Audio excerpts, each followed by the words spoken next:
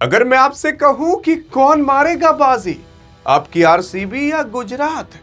क्योंकि जब क्वालीफायर 1 का मुकाबला आरसीबी बनाम गुजरात का होगा तो वहां पर जीत और हार किसकी होगी? क्या आरसीबी जीतकर फाइनल में जाएगी कि गुजरात जीतकर? लेकिन काफी लोग कंफ्यूज हैं कि भैया ये क्वालीफायर 1 का मुकाबला है, क्या इसमें हारने के बाद एकाक मुकाबले और मिलेंगे कि नहीं? आज जब आपको पता चलेगा तो आप खुद हैरान हो जाओगे कि यहां पर हारने के बाद आपको मुकाबला और मिलेगा कि नहीं, और जीतने के बाद क्या आपको एकाक मुकाबला और जीतना पड़ेगा फाइनल में जाने के लिए। यार पहले ये देख लेते हैं ये मुकाबला कब कहां कैसे होगा, और उसी के ही साथ साथ आखिरकार इस मुकाबले को जीत और हार करके क्या होने वाला है प्लेयर्स के साथ या टीम के साथ। पहली चीज तो अगर आप देखने की कोशिश करोगे तो देख सकते हो यह मुकाबला कहीं और नहीं बल्कि होगा HPCA स्टेडियम, जो कि धर्मशाला के अंदर है, यानी कि पंजाब में यह मुकाबला होगा। और फिर उसके बाद यह मुकाबला का नाम रहेगा क्वालीफायर 1। इसमें आरसीबी और गुजरात आपस में भिड़ेंगी, और जो जीतेगा आप विश्वास मानिए वो डायरेक्ट फाइनल में चला जाएगा। मान लेते हैं कि अगर आरसीबी जीती तो डायरेक्ट फाइनल में, या गुजरात जीती डायरेक्ट फाइनल में। यह मुकाबला 31 मई को होगा फाइनल वाला, लेकिन क्वालीफायर 1 का मुकाबला 26 मई को होगा। तो 26 मई को यह मुकाबला होगा। अब मान लेते हैं जो हार गया उसका क्या, उसको भेज दिया जाएगा क्वालीफायर 2 वाले में। अब आप कहोगे कि अच्छा क्वालीफायर 1 के बाद क्वालीफायर 2 होगा ना? क्वालीफायर 1 के बाद एलिमिनेटर का मुकाबला होगा, क्योंकि इसमें टीमें डायरेक्ट एलिमिनेट हो जाती हैं, बाहर हो जाती हैं। तो एलिमिनेटर में आपको पता है कि यार आपकी SRH है और RR की टीम है। तो इसका मतलब यह है कि इसमें जो जीता उसको एक और मुकाबला जीतना पड़ेगा, जो हारा वो डायरेक्ट एलिमिनेट हो जाएगा। इस वजह से इसका नाम एलिमिनेटर रखा गया। मान लेते हैं यहाँ पर RR की टीम हार गई तो RR की टीम बाहर हो जाएगी, फिर उसको मौके नहीं मिलेंगे। SRH की टीम जीत गई तो SRH क्वालीफायर 2 में आ जाएगी। और क्वालीफायर 2 में एक टीम और आई थी जो क्वालीफायर 1 में हारी थी वो, और जो यहाँ एलिमिनेटर में जीतेगी वो, ये दोनों आकर आपस में भिड़ेंगी।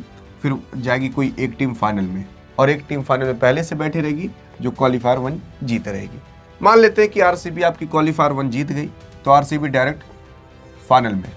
फिर उसके बाद यहाँ पर एलिमिनेटर में आपकी मान लेते हैं SRH जीत गई तो SRH फाइनल में नहीं जाएगी बल्कि हो जाएगी क्वालीफायर 2 में। क्वालीफायर 2 में दो टीमें भिड़ेंगी। कैसे? एक आरसीबी मान लेते हैं जीत गई तो फाइनल में चली गई, और गुजरात हार गई तो वो क्वालीफायर 2 में आ गई, क्योंकि ये पॉइंट्स टेबल में दोनों टीमें ना पहले दूसरे नंबर पर है, तो उसका कुछ तो फल मिलेगा पहले दूसरे नंबर पर होने के नाते। इस वजह से अगर आप हार जाते हो ना तो आपको एक मुकाबला मिलेगा वापस से, ताकि आप अपनी परफॉर्मेंस सुधार सको और फाइनल पहुंच सको। यहाँ पर इस वजह से जीटी जो है उसको, जीटी क्या आरसीबी भी हो सकते हैं, क्योंकि इन दोनों में से जो हारेगा उसको एक मुकाबला और मिलेगा। यहाँ पर जो जीतेगा एलिमिनेटर में उसे एक मुकाबला और जीतना पड़ेगा जो क्वालीफायर 1 में हारा रहेगा। फिर उसके बाद फाइनल में टीमें जाएंगी। समझ आया? अब यही चीजें मैं आपको समझाने की कोशिश कर रहा था, लेकिन अब कौन जीतेगा कौन हारेगा, प्लेइंग 11 क्या होगी क्या नहीं होगी, इसके बारे में चर्चा कर लेते हैं। क्योंकि प्लेयर्स के बारे में अगर समझ गए तो आप और हम ये समझ सकते हैं कि आखिरकार कौन जीते कौन हारेगा। पहली चीज तो देख लेते हैं आरसीबी वर्सेस जीटी का मुकाबला। अभी तक दोनों के बीच टोटल 8 मुकाबले हुए हैं जब से IPL आ रहा है। आपको खाली 8 मुकाबले? हाँ, क्योंकि यार आपकी गुजरात की टीम अभी 2022-23 या 2021-21 में बनी थी, बहुत पुरानी टीम नहीं है। दोनों आपस में जब भिड़े तो 4-4 मुकाबले आपस में जीते हैं। मतलब 50-50% दोनों का है। मतलब कोई भी ज़्यादा भारी नहीं है, कोई भी ज़्यादा हल्का भी नहीं है। 206 रन हाईएस्ट मारी है आरसीबी गुजरात के खिलाफ, तो 205 रन जीटी मारी है आरसीबी के खिलाफ। 155 रन लोवेस्ट आरसीबी का है गुजरात के खिलाफ, तो गुजरात का लोवेस्ट आरसीबी के खिलाफ 147 रन। तो मतलब मोटा मोटा देखोगे लगभग वही परिणाम निकल रहा है। जीत और हार भी तो भाई साहब सेम है। लेकिन अब सबको पता है कि इसमें कप्तानी आपके शुभमन गिल करेंगे पहले नंबर पर, उनका साथ देने आएंगे साई सुदर्शन। मैं आपको रियल बता रहा हूं, अगर ये दोनों प्लेयर टिक गए तो फिर आरसीबी के लिए बहुत बड़ी दिक्कत हो जाएगी।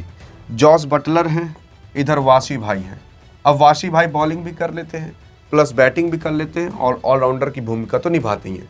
ये 4 प्लेयर अगर चल गए तो फिर बहुत बड़ी दिक्कत है, बहुत बड़ी दिक्कत है, क्योंकि फिर 200 रन आराम से पार हो जाएंगे।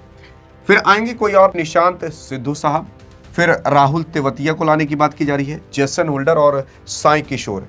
तो तो ये टोटल 8 प्लेयर है जो आपको दिखेंगे। साई किशोर के चांसेस बताए जा रहे हैं कि क्या पता लाया जाए, नहीं तो क्या पता इनको इम्पैक्ट में भी रखा जा सकता है।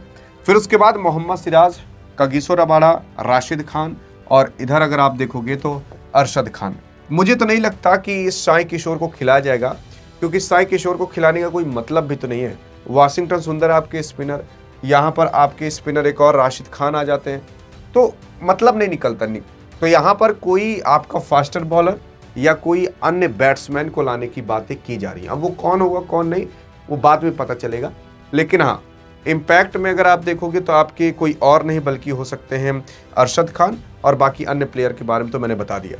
देखो यार, अगर आपकी जीटी की टीम शुरुआत के 4 प्लेयर चल गए और अच्छा खासा रन बना दिए तो आप लिख कर रख लीजिए, फिर गुजरात की टीम ये मुकाबला जीत जाएगी, क्योंकि इसमें इतने खतरनाक बॉलर्स हैं ना कि वो लोग रन बनाने ही नहीं देंगे, वाकई में नहीं बनाने देंगे।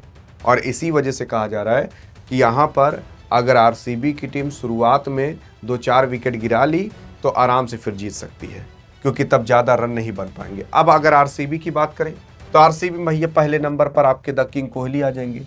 दूसरे नंबर पर लोग कह रहे हैं जेकब बेथेल को लाने की बात, लेकिन जेकब बेथेल आएंगे ही नहीं, लिख कर रख लीजिए। जेकब बेथेल शायद कानी उंगलियों में चोट लग गई है और भाग गए घर, मतलब अभी है नहीं, वो खेलेंगे नहीं, कन्फर्म नहीं खेलेंगे। काफ़ी लोग कह रहे हैं फिल साल्ट को खिलाया जाएगा, लेकिन काफ़ी लोग कह रहे हैं कि भैया जॉनी बेस्टो आ चुके हैं। तो अभी बहुत कन्फ्यूजन बना हुआ है, विराट के साथ कौन उतरेगा। यार कुल प्लेयर वन आते इंजर्ड हो चले जाते हैं, रोहित विराट धोनी उन्हीं कभी दिखता ही नहीं इंजर्ड हो रहे हो। अब रोहित थोड़ा दिख जाते हैं, धोनी विराट कभी नहीं दिखते इंजर्ड, चाहे टंगरिया उल्टी हो जाए चाहे नीचे हो जाए, कभी जैसे होते ही नहीं कभी इंजर्ड। तो यहाँ पर जेकब बेथेल की जगह क्या पता फिल साल्ट रहे या फिर जॉनी बेस्टो को लाने की बात की जा रही है।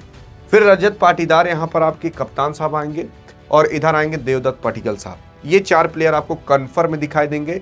और फिर उसके बाद टीम डेविड, यहाँ 4 प्लेयर में अगर आपके बेथेल नहीं रहेंगे, फिर उसके बाद टीम डेविड रहेंगे भैया। टीम डेविड को क्या पता इम्पैक्ट में रख दिया जाए, क्योंकि टीम डेविड यार उतनी खास फील्डिंग नहीं कर पाते। आप कहोगे अरे कर तो लेता है, ऐसा कैसे बोल रहा है। मतलब आप देखो यार, अगर कहोगे टीम डेविड से भैया खूब तेजी से भाग लें, लपक उपक के डाइव वाइव मार दें, भैया डाइव मारेंगे ना तो उनका छाती नहीं बल्कि ग्राउंड भले छील उठेगा, इतने बड़े दमदार ही हैं। इसी वजह से फील्डिंग की वजह से इनको इम्पैक्ट में रखा जाता है। खाली आप आओ बैटिंग करके चले जाओ, बॉलिंग तो आपको कराना नहीं है। फिर इधर जितेश शर्मा ये बाहर हो जाते, लेकिन विकेट कीपिंग करते हैं, इस वजह से इनको रखा जाएगा। कुणाल पांड्या 100% रहेगा ये बंदा, भैया पेट ओट में चमड़ी समड़ी उखड़ गई तब वो खेल रहा है। वेंकटेश अय्यर को 100% रखा जाएगा, इम्पैक्ट में भी नहीं रखा जाएगा बल्कि फुल में खेलेंगे। तो अब देख लीजिए वेंकटेश अय्यर अच्छी खासी बैटिंग करने लगे हैं, तो 8 नंबर तक इनकी फुल फॉर्म की बैटिंग है। मतलब अगर इनके शुरुआत के 4-5 बैट्समैन गिरा भी दो ना, तब भी लास्ट तक ऐसे बैट्समैन हैं जो पूरा खींच सकते हैं।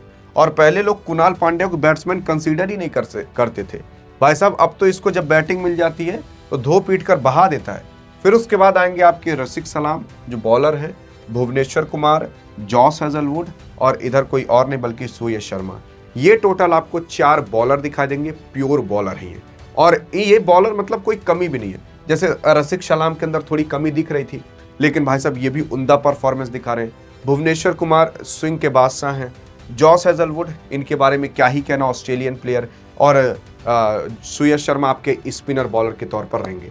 तो मतलब आप ऐसा मोटा मोटा मान सकते हो कि परफेक्ट लाइन और length, perfect combination batting bowling और ऑलराउंडर का सब कुछ आरसीबी के पास है। लेकिन आरसीबी केवल एक कंडीशन में हार सकती है, अगर गुजरात के वो शुरुआत के बैट्समैन चल गए, मैं आपको रियल बता रहा हूँ, गुजरात के शुरुआत के बैट्समैन चल गए तो बहुत मुश्किल हो जाएगी, क्योंकि इसमें भी अच्छे हैं लेकिन गुजरात के बॉलर्स काफ़ी तगड़े हैं। राशिद खान उन्हें यार वर्ल्ड के नंबर 1 स्पिनर बॉलर हैं। मोहम्मद सिराज के बारे में आप जानते ही हो, कागिसो रबाडा के बारे में बताने की ज़रूरत नहीं है। तो ये 3-4 बॉलर तो नंबर 1 है ही। बाकी आपको क्या लगता है कौन जीतेगा, कौन हारेगा, कौन बाजी मारेगा, मैंने आपको सब कुछ बता दिया। अधिक जानकारी चाहिए तो इस वीडियो में मिलते हैं, तब तक के लिए जय हिंद जय भारत।